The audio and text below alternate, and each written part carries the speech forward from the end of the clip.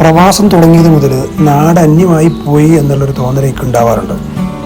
പക്ഷെ ആ തോന്നലിനൊരു മാറ്റം വരുന്നത് പലപ്പോഴും നാട്ടിലേക്ക് വരുമ്പോഴാണ്. നാട്ടിലേക്ക് വന്ന് നമ്മുടെ നാട്ടുവഴികളിലൂടെ നടന്ന് നമ്മുടെ ആ ഒരു നാടിൻ്റെ മണം ആസ്വദിക്കുമ്പോൾ തന്നെ നമ്മുടെ ആ ചിന്തകളൊക്കെ മാറ്റം വരും. പിന്നീട് ആ ചിന്തകൾ വന്ന് തുടങ്ങിയത് എപ്പോഴാണ്? തിരിച്ച് അങ്ങോട്ട് പോയി തിരിച്ച് പ്രവാസത്തിലേക്ക് തന്നെ തിരിച്ചു പോകുമ്പോഴാണ് നമുക്ക് ആ ഒരു ചിന്ത വന്ന് തുടങ്ങുന്നത്. അപ്പോൾ വർഷത്തിലൊരിക്കലൊക്കെ ഉള്ള ഈ വരവുണ്ടല്ലോ, അത് മനസ്സിന് ഭയങ്കര സന്തോഷവും കുളിച്ചും തരുന്നൊരു കാര്യമാണ്.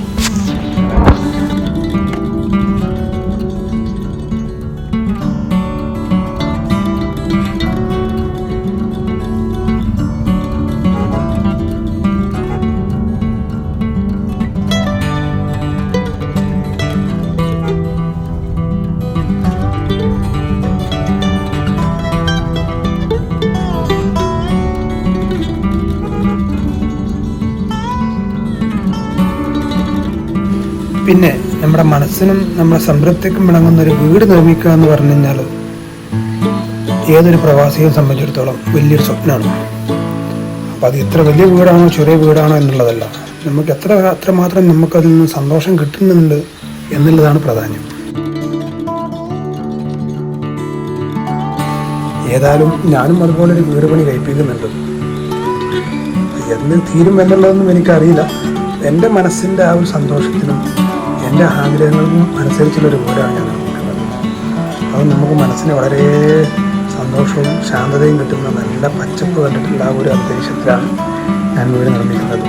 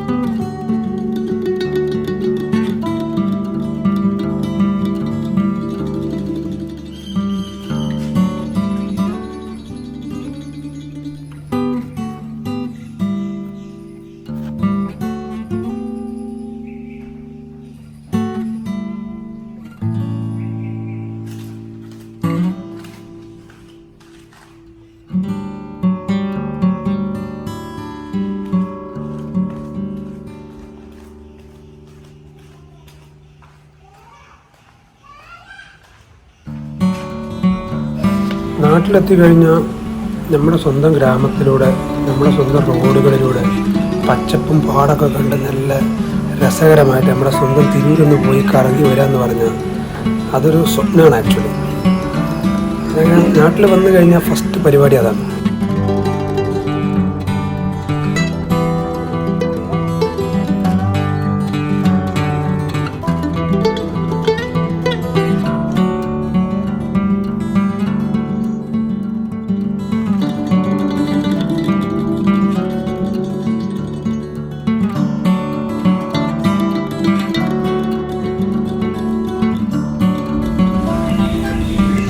നാടെന്ന് പറയുന്ന സ്വപ്നം ഇതൊക്കെയാണ്.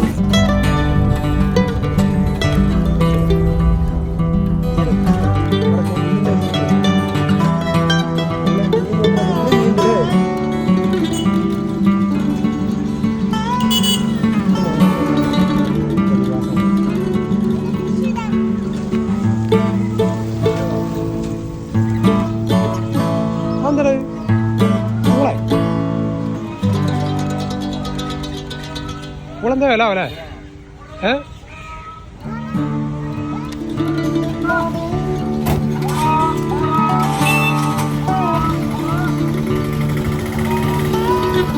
ൂണൊരു കിലോ മേടിച്ചാലോ?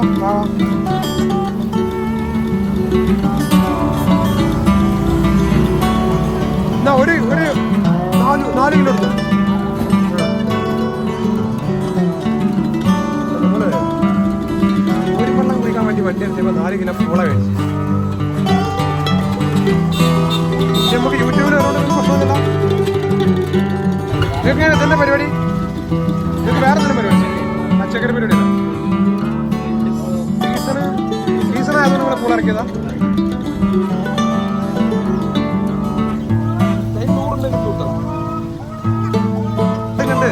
കുറേ കഴിഞ്ഞിട്ട് ഞാൻ ഇങ്ങനെ വരുന്നത് കുറച്ച് ഗ്യാപ്പ് വന്നുപോയി. അപ്പോൾ ഞാൻ നാട് കണ്ടപ്പോൾ ഭയങ്കര രസം. ആ നാട് കാണാൻ വേണ്ടി ഇറങ്ങിയതാ.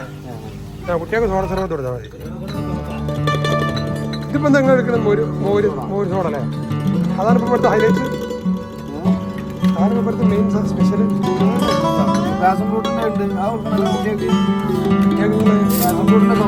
അവർക്ക് ഏഷാത്ത രീതിയിലുള്ള കൊടുത്തല്ലേ, സ്പൈസി ആയിട്ടുള്ളത് കൊടുക്കണ്ട.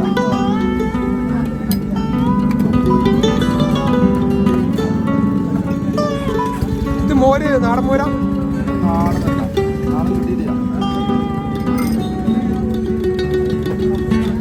നാടൻ മോരിന്റെ ടേസ്റ്റ് വേറെ ടേസ്റ്റ്.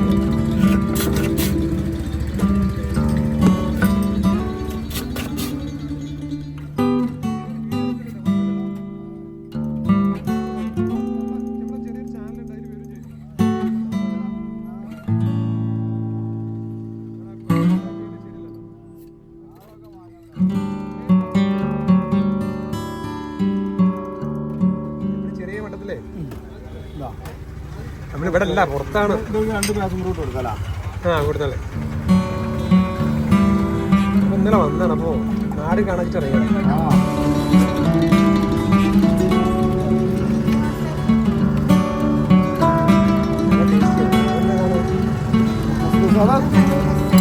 അത്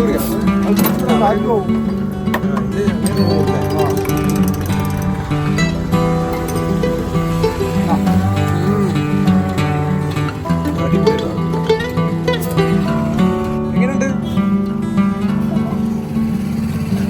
സൂപ്പറാ. പാഷൻ ഫ്രൂട്ടാണ്. ഇതോ നിന്റെ ഒപ്പീനിയൻ പറയും.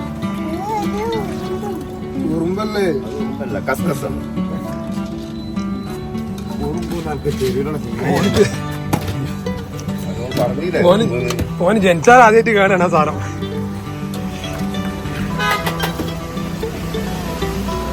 കിടന്നോളാം കുറച്ച് അടുപ്പിക്കൂടെ.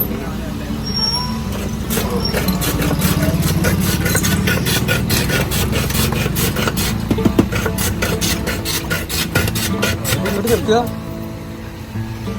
ഓക്കെ, അങ്ങനെ മാറി നിർത്താം. ഐസിയെ അവർ മേടിച്ചോട്ടെ.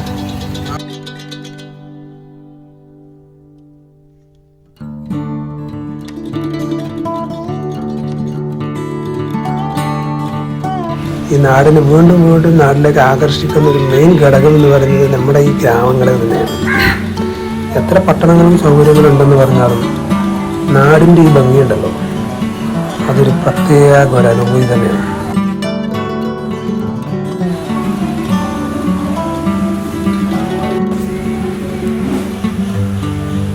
ഞാൻ എൻ്റെ വിദേശികളായിട്ടുള്ള എല്ലാ സുഹൃത്തുക്കളോടും പറയാറുള്ളതാണ്, നിങ്ങൾ ഒരിക്കലെങ്കിലും എൻ്റെ നാട്ടിലൊന്ന് വാ, എൻ്റെ നാടിൻ്റെ ഭംഗിയൊന്ന് ആസ്വദിച്ച് പോകും. കാരണം അവരൊക്കെ ആശ്ചര്യപ്പെടാറുണ്ട്, എന്താ ഇത്ര ഭംഗിയെന്ന്. ചില സമയങ്ങളിലൊക്കെ ഞാൻ ഇത്രയും ഫോട്ടോസും വീഡിയോസൊക്കെ അവർ കാണിച്ചു കൊടുക്കാറുണ്ട്. അപ്പോൾ അവർക്ക് അത് കണ്ട് ഭയങ്കരമായിട്ട് അവർക്ക് ഉള്ളിലെ ആഹ്ലാദം നമുക്ക് കാണാൻ പറ്റും അവരുടെ മുഖത്ത്.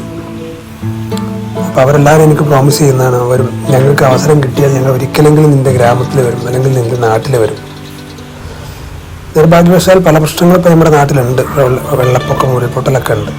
എന്നാലും നമ്മുടെ നാടിൻ്റെ ഭംഗിയുണ്ടല്ലോ, അതിന് യാതൊരുവിധ കോട്ടം പറ്റിയിട്ടില്ല. അത് ആസ്വദിക്കണമെന്നുണ്ടെങ്കിൽ ഒരു പ്രവാസിയായി കഴിഞ്ഞാൽ മാത്രമേ നമ്മുടെ നാടിൻ്റെ ഭംഗി ശരിക്കും നമുക്ക് ആസ്വദിക്കാൻ പറ്റുള്ളൂ. വീണ്ടും നമ്മുടെ നാട്ടിലേക്ക് വരുമ്പോൾ ഉണ്ടാകുന്ന ഒരു സന്തോഷം ഉണ്ടല്ലോ, അതിലും വേറെ സ്ട്രെസ് റിലീഫ് വേറെ ഒന്നിനുമില്ല. അതാണ് സത്യം. നാട്ടിൽ വന്നു കഴിഞ്ഞാൽ നാടൻ ജീവിതങ്ങളും നാട്ടുകാരുടെ നാടൻ ചെറുകിട കച്ചവടങ്ങളും അവിടെ നിന്ന് ഓരോ സാധനം വാങ്ങുമ്പോഴും അതൊക്കെ നമുക്കൊരു പ്രത്യേക ഒരു സന്തോഷം തരുന്ന കാര്യമാണ്. കാരണം നമ്മൾ ചെറുപ്പകാലങ്ങളിലൊക്കെ നമ്മൾ ജീവിച്ചിരുന്ന ആ ജീവിതത്തിലേക്ക് വീണ്ടും നമ്മൾ തിരിച്ചു വരുമ്പോണ്ടല്ലോ, അപ്പോൾ ഉണ്ടാകുന്ന സന്തോഷം ഉണ്ടല്ലോ, അത് ഭയങ്കര സന്തോഷം തന്നെയാണ്.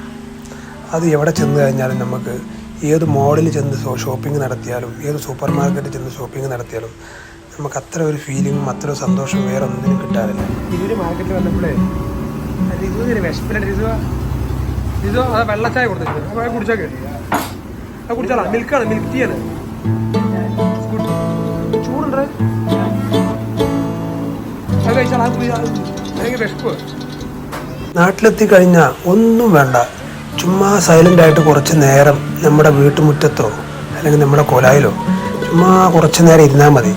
നല്ല ഇളം കാറ്റും നല്ല കിളികളുടെ ശബ്ദവും നല്ലൊരു അന്തരീക്ഷമായിരിക്കും. നമ്മുടെ മൈൻഡ് പിന്നെ വേറൊരു മെഡിറ്റേഷൻ്റെയും ആവശ്യമില്ല. അതാണ് സത്യം.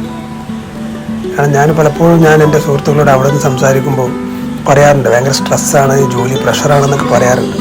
അപ്പോൾ അവർ പറയും നീ കുറച്ച് മെഡിറ്റേഷൻ നടത്തിയാൽ മതി, കുറച്ച് സൈലൻ്റായിട്ട് ഇരുന്ന് കഴിഞ്ഞാലൊക്കെ ശരിയാവുമെന്നൊക്കെ പറയാറുണ്ട്. പക്ഷെ ഞാനിപ്പോൾ അനുഭവിച്ചുകൊണ്ടിരിക്കുന്ന ആ ഒരു സന്തോഷവും ആ ഒരു മാനസികമായിട്ടുള്ള ഒരു സംതൃപ്തി ഉണ്ടല്ലോ, അതൊന്നും എവിടെ മെഡിറ്റേഷൻ ചെയ്താലും നമുക്ക് കിട്ടില്ല. കാരണം നമ്മൾ ജീവിച്ചിരുന്ന, നമ്മൾ നടന്നിരുന്ന, നമ്മൾ ഓടിക്കളിച്ചിരുന്ന ആ വഴികളിലൂടെയൊക്കെ ചുമ്മാ കുറച്ച് നേരം നടന്ന് അല്ലെങ്കിൽ കുറച്ച് നേരം ഇങ്ങനെ ഡ്രൈവ് ചെയ്ത് പോയി കഴിഞ്ഞാൽ നമ്മുടെ മനസ്സ് കൂളാവുക എന്ന് മാത്രമല്ല, നമ്മുടെ മനസ്സിൽ സന്തോഷം ഇങ്ങനെ വന്നുകൊണ്ടേയിരിക്കും.